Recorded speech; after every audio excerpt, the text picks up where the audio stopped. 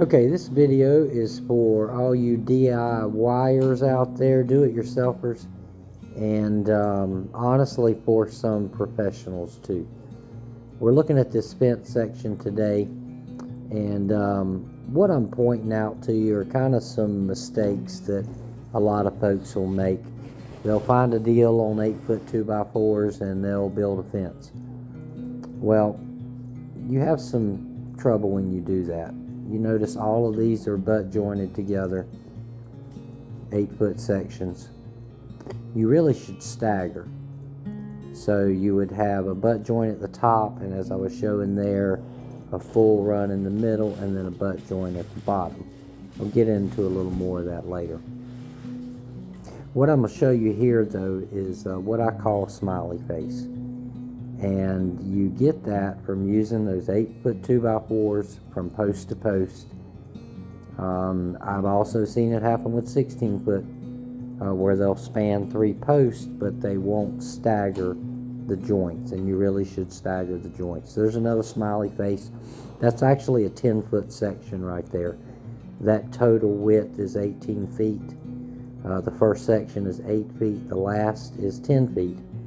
And there's considerable sag, and I think what I'm saying right there is that I've had customers say, hey guys, it's just a fence, it's not the Taj Mahal. Well, I do take pride in my work, and you know, I like to know that 5-10 years down the road that my projects are still looking good. So if you'll take the don't take the shortcuts, do things correctly.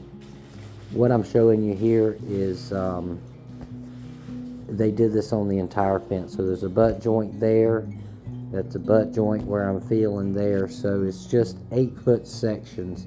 This is not a pre-made fence, so it was built on site. But they should have used longer lumber. If you're going to do 8-foot post spacing, then you really should use a 16-foot 2x4. I build all my fences on a 6-foot post spacing, and you'll never see a smiley face, you'll never see a sag. The fence is going to be stronger. It's less than a 10% increase in cost, and to me, I think in the long run it's worth it for that extra 10% material cost to have a fence that's going to look good. 5, 10, 15 years, you can get 20 years out of a fence if you take care of it. So what I'm showing you here, those posts 2 feet in the ground, and I'm going to show you right here, that's a full run, stagger in the middle, full run on top, get to the next post, stagger on top, full run in the middle now, stagger on the bottom. And that's the proper way to do that. Now right here, I'm fussing at the Lowe's man. I put a string up on top. It's perfection on top. Get down to the bottom, and whoa, look at that picket right there. Keep going. Oh, look at that guy right there. And look at this one right here. Cut crooked. So, you know, I didn't want to make another run back. I did buy a few extra, so I was able to get the fence completed, but I'm going to have to add some dirt there, which, you know, really ticks me off.